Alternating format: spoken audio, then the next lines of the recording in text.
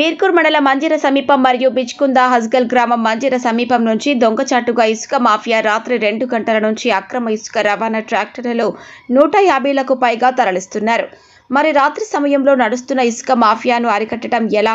ఈ రాత్రి ఇసుక రాయులకు తిరుగులేదా అన్నట్లు స్థానికులు చెబుతున్నారు. పోలీస్ శాఖ మరియు రెవెన్యూ అధికారులు చూసి చూడనట్లు వ్యవహరిస్తున్నారు. ఉన్నతాధికారులు చర్యలు తీసుకోవాలని ప్రజలు కోరుతున్నారు.